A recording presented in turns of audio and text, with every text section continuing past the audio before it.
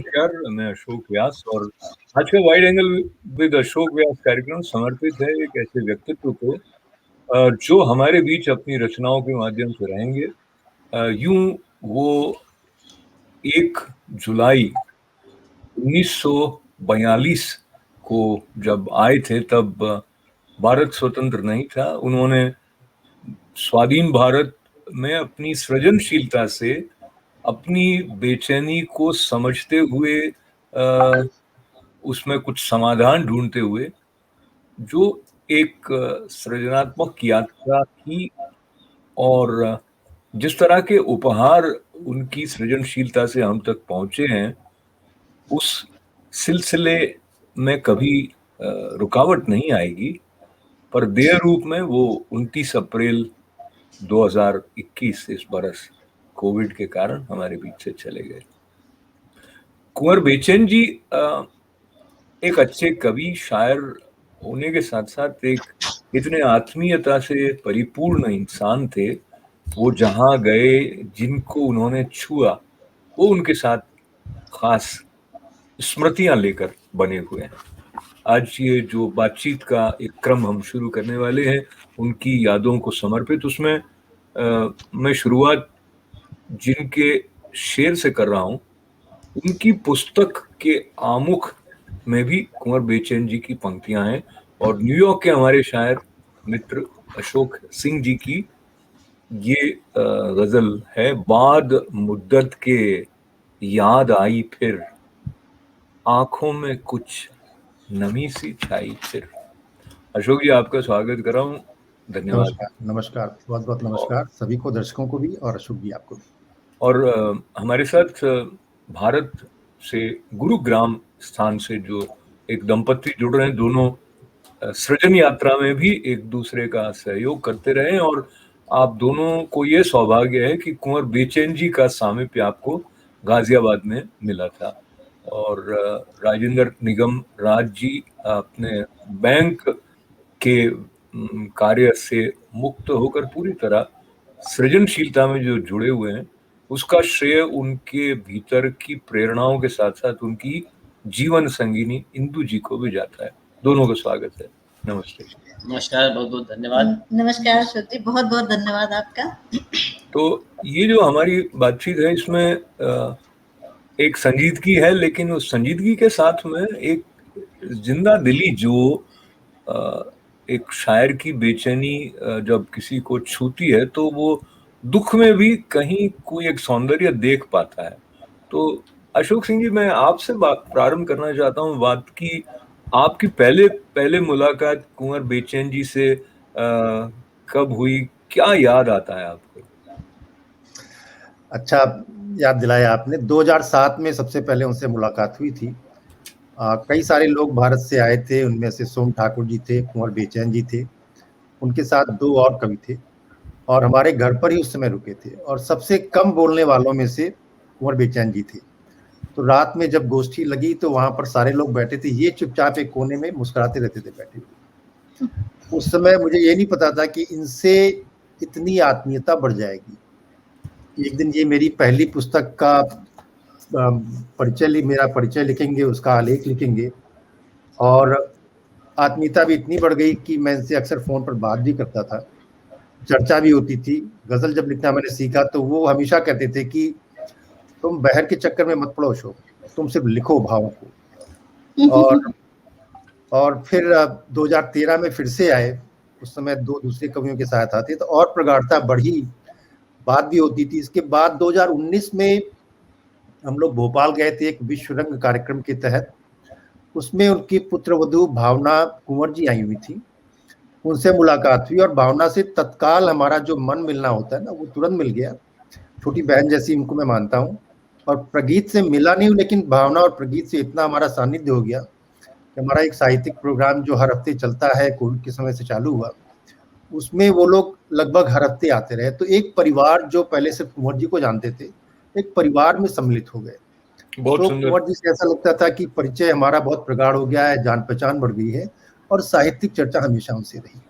तो अशोक सिंह जी, आपका आभार व्यक्त करते हुए मैं अब इंदु जी के पास जो प्रभाव आपके मन पर उनको मंच से सुनते हुए पहली बार या जो बना रहा होगा, क्योंकि उनकी जो शैली थी अपनी रचनाओं को प्रस्तुत करने की, वो इतना डूब के गाते थे, सुनाते थे कि सुनने वाला भी उसमें मुझे भी उनकी कुछ पंक्तियां ऐसी हैं जो मैं अनायास गुनगुनाने लग जाता हूं, क्योंकि तरन्नुम के साथ उनका जो प्रस्तुति का ढंग था।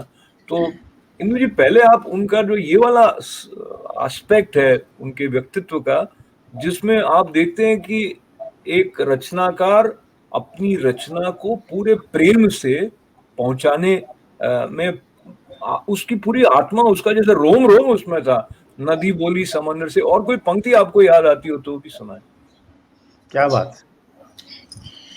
सर का मतलब स्टेज पे जाके पढ़ने का तरीका बिल्कुल अनूठा था। बिल्कुल झूम जाते थे मस्ती में, सहजता के साथ, और इतनी मनमोहक मुस्कान लिए हुए, और इतने अपनेपन से पढ़ते थे, और बिल्कुल सहज भाषा रहती थी उनके लेखन की। तो इसलिए सभी लोग इतने मन से उनको सुनते थे, और बिल्कुल समझ में आता था, तालियां बजा के, झूम के, मंत्र मुग्ध होकर सुनते थे। इसलिए उनके पढ़ने का तरीका तो बिल्कुल अनोखा ही था। आपको याद आती है कोई पंक्तियां उनकी लिखी हुई? जी बिल्कुल, सुनाए सर। पूरा गीत सुनाऊं? टुकड़ा। अच्छा, टुकड़ा। एक मैं सुनाती हूँ। और वो बहुत ही सकारात्मक सोच के व्यक्ति थे, तो इसलिए उनकी हर पंक्तियों में सकारात्मकता ही झलकेगी। सुनिएगा 4 लाइनें।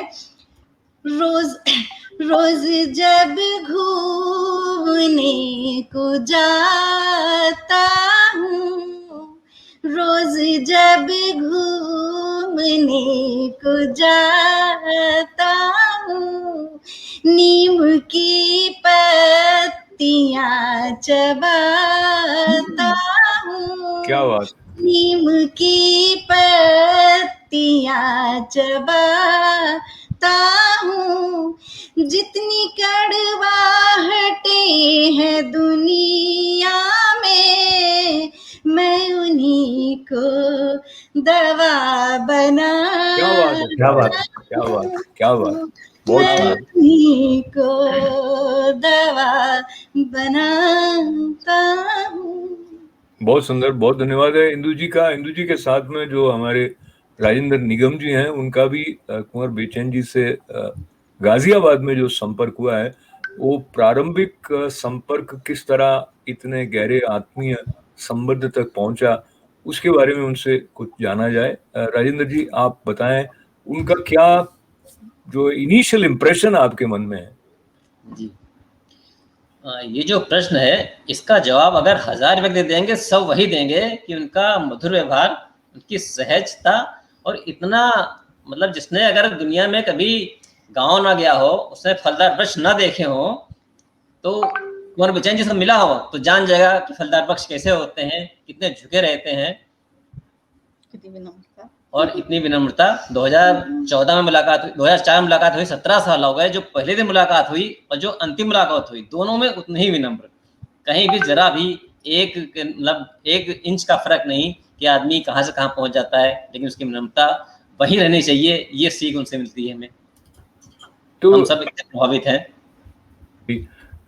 उनका जो लिखने का ढंग था, और वो कई विषय उन्होंने छुए, जो कि प्रेम से लेके जो विसंगतियां जीवन की हैं उनको लेके।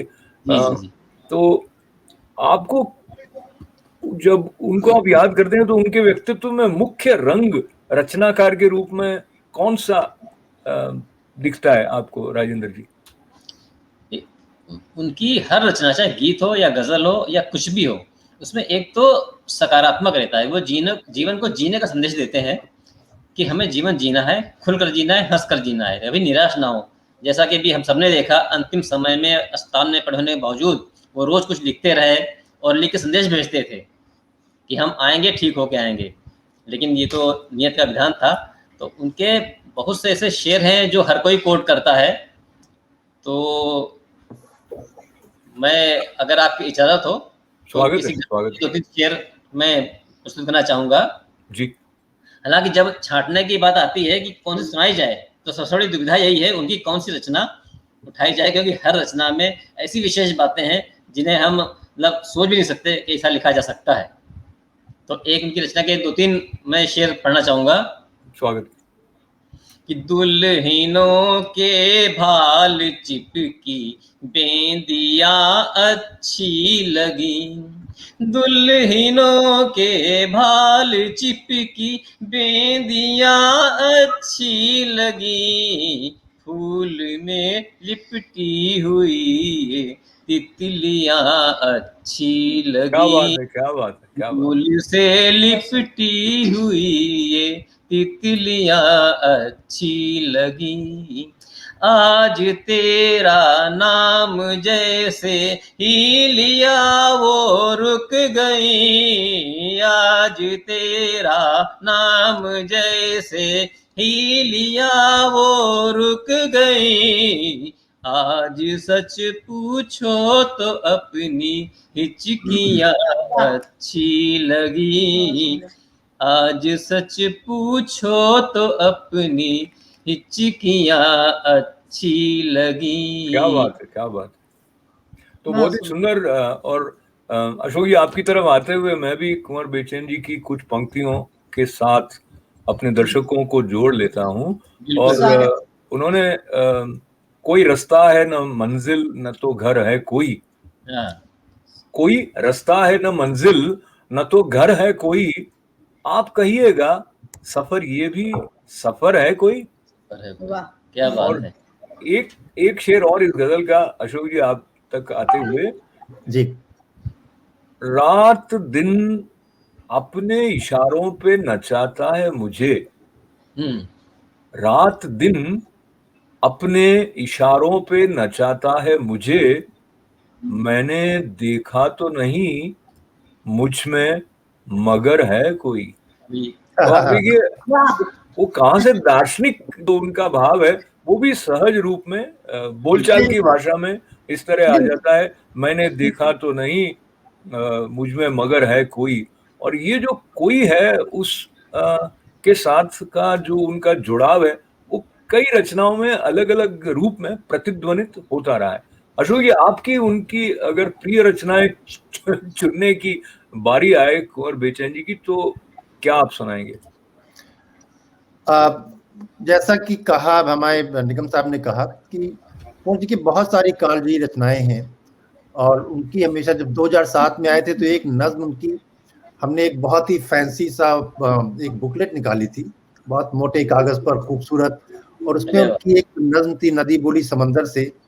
उसको इंदु जी बहुत अच्छा गाकर सुनाती, तो शायद उनसे हम बाद में सुने। तो वो उनकी एक बहुत मशहूर नज्म हुई जिसमें इतना सुंदर चित्रण किया हुआ था, दार्शनिक भाव था। वो एक मेरी उनकी मनपसंद नज्म है, और कई सारी ऐसी गजल हैं। और ख़ास तौर से जब भी मैं पढ़ता हूँ वो उसका एक शेर भी पढ़ूंगा तो उनके कहने का अंदाज सामने आता है। जिंदगी यूं भी जली मीलों तक, चांदनी 4 कदम धूप चली मीलों तक। और जब वो पढ़ते थे तो वो हर बात को आपके दिमाग में एनग्रेव करना चाहते थे, तो वो रिपीट करते कई बार कहते थे। और उनके कहने के अंदाज पर अभी चर्चा चल रही थी, तो ऐसा हम लोग बात कर रहे थे कि कुंवर जी की 2 पर्सनालिटी थी। एक आपके सामने बैठे हुए, जैसा कि राजेंद्र जी ने कहा कि ऐसे विनम्र की बस उनको बात कहने में संकोच हो, और उसी इंसान को आप स्टेज पर खड़ा कर दो तो वो ट्रांसफॉर्मेशन होता था कि ऐसे इंसान बन जाते थे कि जिसको सबका ध्यान, अनडिवाइडेड अटेंशन मिलता था। तो ऐसे कुंवर जी, और जो गजल अभी सुनाई राजेंद्र जी ने, दुल्हनों के भाल चिपकी बेंदियां अच्छी लगी, उसका संस्मरण भी उन्होंने सुनाया था कि उनके जो गुरु थे कृष्ण बिहारी नूर जी, पहली बार उन्होंने ये गजल स्टेज पर पढ़ी थी तो उन्होंने इस गजल को इतना ज्यादा पसंद किया था कि उसके बाद से मेरे ख्याल से उनका सानिध्य बहुत बढ़ गया था नूर साहब से, और उसके बाद से ही उनके शिष्य भी बने थे। और उनकी जो है एक और गजल है, 2-4 बार हम जो कभी हंस हंसा लिए, क्या बात, 2-4 बार हम जो कभी हंस हंसा लिए, सारे जहां ने हाथ पे पत्थर उठा लिए। वाह वाह वाह। और एक और कालजी, देखिए कितनी खूबसूरत पंक्तियां हैं। और मजे की बात है जब उनके सुपुत्र प्रगीत जी उनकी ये गजलें कभी गा के सुनाते हैं तो ऐसा लगता है कुंवर जी गा रहे हैं। बिल्कुल हाँ, कि दिल पे मुश्किल है बहुत दिल की कहानी लिखना, वाह, दिल पे मुश्किल है बहुत दिल की कहानी लिखना। और मिसरा दूसरा देखिए क्या लेके आए, जैसे बहते हुए पानी पे हो पानी लिखना। वाह, वाह, वाह, कमाल फिर से कहें। शायरी है कि बस आप उसका आनंद लेते ही रह जाएं, बहुत खूबसूरत। तो ये आनंद की जो बात है उसको लेते हुए मैं जो पहले उनकी गजल आप तक पहुंच रहा था उसके 3 शेर और मैं सोचता हूँ एकदम मौजू हैं अभी, क्योंकि अब वो हमारे बीच है नहीं, पर आप देखें वो क्या क्या कह गए हैं इन गजलों में। तो कहते हैं प्यार से हाथ मिलाने से ही पुल बनते हैं, प्यार से हाथ मिलाने से ही पुल बनते हैं, काट दो गर दिल में भंवर है कोई। क्या बात, काट दो अगर दिल में भंवर है कोई। और आगे कहते हैं वो कि मौत दीवार है। कुंवर बेचैन जी की स्मृतियों के साथ जुड़ते हुए ये पंक्तियां कहीं एक नमी सी ले आती हैं। मौत दीवार है, दीवार के उस पार से अब, मौत दीवार है, दीवार के उस पार से अब, मुझको रह रह के बुलाता है, उधर है कोई। हाँ, और ये इस गजल का आखिरी शेर जिसमें उनका नाम भी आता है कि सारी दुनिया में लुटाता ही रहा प्यार अपना, सारी दुनिया में लुटाता ही रहा प्यार अपना, कौन है सुनते हैं बेचैन कुंवर है कोई। क्या बात, क्या बात, बहुत। तो ये जो बेचैन उन्होंने अपना उपनाम रखा, मूल नाम तो उनका कुछ और ही रहा था, कुंवर बहादुर सक्सेना। कुंवर बहादुर सक्सेना जी। तो आपकी कभी चर्चा हुई क्या अशोक जी, उन्होंने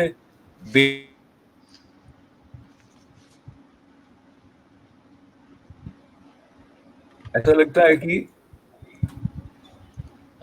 कुछ रुकावट किया। हाँ, तो इस रुकावट के बाद फिर हमारा ये दिया तो इंटरनेट भी थोड़ा बेचैन हो गया। हाँ ये जो कुंवर जी के साथ जुड़ी हुई इतनी मार्मिक बात जब आई तो ये जो हमारा कनेक्शन है वो भी थोड़ा सा बेचैन हो गया। अभी हम पुणे लौट आए तो अशोक जी वो बेचैन उन्होंने क्यों रखा था? मगर मेरा उनसे इस मामले में कोई डिस्कशन नहीं हुआ है, शायद हमारे निगम साहब को पता हो कि उनकी बेचैनी का राज क्या था। निगम साहब पता न भी हो तो अंदाजा आप लगाएं कि बेचैन वैसे हर रचनाकार होता है किसी न किसी स्तर पर, व्यग्रता तो होती है हर एक के अंदर जी। जहां तक मैंने सुना है उनका बचपन बहुत ही अभाव में बीता था। उनके बहुत ही कम उम्र में पिताजी की, फिर उसके बाद माताजी की, फिर बहन की, सबकी मृत्यु हो गई थी। तो उनके जिया जी ने उन्हें पाला और एक समय सुनते ऐसा भी था कि पढ़ने के लिए रोशनी नहीं थी, खाने के लिए अन्न भी नहीं होता था। तो बहुत ही उन्होंने बचपन ऐसा देखा। उसके बाद उन्होंने सीढ़ियां चढ़ी आगे, दुनिया की तमाम परेशानियां दिक्कतें सही हैं, तो उन बेचैनियों को अपने समेटा और दुनिया की बेचैनियां दूर करने के लिए शायद कुंवर बेचैन नाम रखा होगा। बिल्कुल सटीक लगता है जी, बिल्कुल सटीक लगता है। और जैसे अशोक सिंह जी उनकी उस रचना जो कालजयी रचना जैसी है, नदी बोली समंदर से, उसको आप उसके 2-3 शेर तो आप गाकर सुनाए इंदु जी से कहिए ये बात। हाँ, इंदु जी से बहुत सुंदर गाती हैं। जी सर, जरूर। सर की ये रचना गाने की हिम्मत कर रही हूँ आप लोगों के सामने। नदी बोली समंदर से मैं तेरे पास आई हूँ, नदी बोली समंदर से मैं तेरे पास आई हूँ, मुझे भीगा मेरे शायर मैं तेरी ही रुबाई हूँ, मुझे भीगा मेरे शायर मैं तेरी ही रुबाई हूँ, नदी बोली समंदर से। मुझे ऊंचाइयों का वो अकेलापन नहीं भाया, मुझे ऊंचाइयों का वो अकेलापन नहीं भाया, लहर होती हुए भी तो मेरा चल न लहराया, लहर होते हुए भी तो मेरा चल न लहराया, मुझे बांधे रही ठंडे बर्फ की रेशमी काया, बड़ी मुश्किल से बन निर्झर उतर आ पाई मैं धरती पर, बड़ी मुश्किल से बन निर्झर उतर पाई मैं धरती पर। छुपा कर रख मुझे सागर पसीने की कमाई हूँ, नदी बोली समंदर से मैं तेरे पास आई हूँ, मुझे भीगा मेरे शायर मैं तेरी ही रुबाई हूँ, नदी बोली समंदर से। और सर इसका अंतिम लिखिएगा। जी सर ने सोचकर लिखा कि आसमान पे जैसे तारे जगमगा रहे हैं और उसकी परछाई पड़ रही है पानी पे, तो देखिएगा। पहन कर चांद की नथुनी सितारों से भरा चल, पहन कर चांद की नथुनी सितारों से भरा चल, नए जल की नई बूंदे नए घुंघरू नई पायल, नया झूमर नई टिकुली नई बिंदिया नया काजल, क्या बात है, क्या बात है। नया झूमर नई टिकुली नई बिंदिया नया काजल, पहन आई मैं हर गहना कि तेरे पास आई हूँ, पहन आई मैं हर गहना कि तेरे पास आई हूँ, लहर की चूड़ियाँ पहना मैं सागर की, लहर की चूड़ियाँ पहना मैं पानी की कलाई हूँ, नदी समंदर से मैं तेरे पास आई हूँ, मुझे भीगा मेरे शायर मैं तेरी ही रुबाई हूँ, नदी बोली समंदर से। बहुत ही बढ़िया, आपने बहुत अच्छा प्रस्तुत किया और कुंवर बेचैन जी भी इसको बहुत शिद्दत से प्रस्तुत करते थे। हमारी बातचीत में आज कहीं ना कहीं उनकी उपस्थिति सी जैसे झिलमिला रही है। और समापन की तरफ बढ़ते हुए मैं आप तीनों से ये पूछूंगा कि उनका जो जीवन है उससे अगर आप अपने लिए उसका कुछ लेसन ऐसा लगता है कि उनसे आपने सीखा है या सीखा जाना चाहिए, तो उस तरफ आप हमको लेकर चलें। उससे पहले उनके दो और शेर में आप तक पहुंचा रहा हूं। जी स्वागत। जिंदगी यूं ही चली मीलों तक, कुंवर बेचैन जी कह रहे हैं, जी कह गए हैं, जिंदगी यूं ही चली मीलों तक, चांदनी 4 कदम धूप चली मीलों तक। वाह। और इसका अंतिम शेर जो था वो भी मुझे लग रहा है आज हम उसको याद करें कि मन के आंचल में जो सिमटी तो घुमड़ कर बरसी, मन के आंचल में जो सिमटी तो घुमड़ कर बरसी, मेरी पलकों पे जो एक पीर पली मीलों तक। बहुत तो कुंवर बेचैन जी की स्मृतियां अपने साथ लेते हुए संक्षेप में क्या लेसन उनकी लाइफ का, अशोक जी आपसे शुरू करते हैं। जो तमाम सारी भावनाओं की बात करें तो सहजता, सरलता, लेकिन कुंवर जी प्रेम का संदेश लेकर चलते थे। और एक वाकया हुआ था जहां मैंने एक गजल लिखी थी, एक नज्म लिखी थी किसी की फरमाइश पर, ताजमहल पर। उसमें एक विरोधाभास था कि एक पंक्ति कहती थी कि इसमें सुंदरता है, दूसरी पंक्ति कहती थी कि इसमें शायद क्रूरता है। इस तरह की थी। तो उनको जो मैंने सुनाया तो तुरंत बोलते हैं कि अशोक ऐसे कैसे हो सकता है, ताजमहल तो प्रेम का प्रतीक है, सिर्फ प्रेम ही दुनिया में है जो शाश्वत है, बाकी कुछ नहीं है। सो ऐसी बातें करने वाले इंसान और जिनकी विधाएं सिर्फ गजल या गीत या कविताओं तक सीमित नहीं थी, लेकिन जिनके अंदर सारा कुछ समाहित किया हुआ था। उन्होंने गजल को सरल करके हमारे सामने प्रस्तुत किया, हिंदी गजल का रूप सामने लेकर आया, जिससे कि गजल का और विस्तार हुआ। बहुत धन्यवाद अशोक जी। इंदु जी, आप क्या सीखा आपने उनसे, उनको सुनते हुए, उनसे बात करते हुए? सर की रचनाओं में हमेशा बहुत ही सकारात्मक पहलू रहता था। प्रेम भी रहता था और सकारात्मकता भी रहती थी, और हमें हमेशा जीने का संदेश देती थी, कुछ कुछ सीख भी रहती थी। मैं 4 लाइनें जरूर बोलना चाहूंगी। सबकी बात न माना कर, खुद को भी पहचाना कर। सबकी बात न माना कर, खुद को भी पहचाना कर। दुनिया में जीना है तो कुछ अमृत पीना है, तो दुनिया में जीना है तो कुछ अमृत पीना है, तो अपनी ओर निशाना कर। सबकी बात न माना कर, खुद को भी पहचाना। बहुत अच्छे इंदु जी, बहुत धन्यवाद है आपका। और खुद को पहचानने की भी एक सीख है, और बहुत कम समय में आप कौन सी सीख उनके जीवन से आप राज जी हम तक पहुंचा सकते हैं जो आपके लिए महत्वपूर्ण है? जी, अभी हमारी अंतिम मुलाकात उनसे 4 अप्रैल को हुई दिल्ली में, उनकी मृत्यु से 25 दिन पहले। एक प्रोग्राम था दिल्ली में फिल्म फेस्टिवल का, काइफा फिल्म फेस्टिवल अवार्ड, तो उसमें हमारे भी एक वीडियो गया हुआ था, नॉमिनेशन था उसका, तो उसमें वो भी आए थे अंतिम दिन। तो हम लोगों को जगह नहीं मिली, लेट हो गए, पीछे बैठे हम लोग जाके, तो हमसे पीछे सीट पे आप बैठे हुए थे, तो उन्होंने पीछे से मैं टोका, तो हमने नमस्ते कर लिया, अंधेरे में दिखे नहीं, उन्होंने दोबारा मास्क हटाया, तो हमने नमस्ते किया। फिर हमने कहा सर आप यहाँ क्यों बैठे, आपको तो आगे होना चाहिए। तो बोले नहीं, कभी कभी सामान्य श्रोता की तरह हमें सुनने भी दिया अच्छा लगता है।